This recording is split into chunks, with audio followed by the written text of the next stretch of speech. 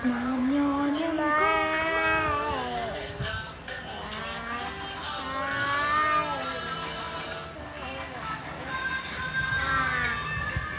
គុំឡើយព្រះឆា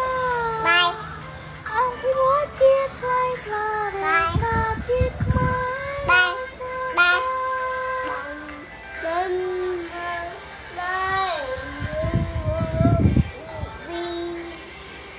លេខ1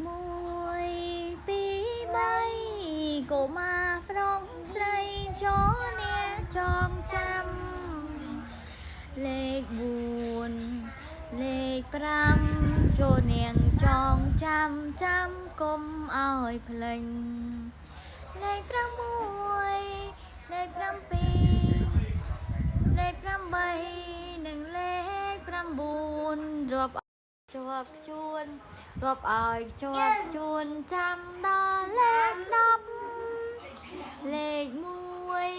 2 3កុមារ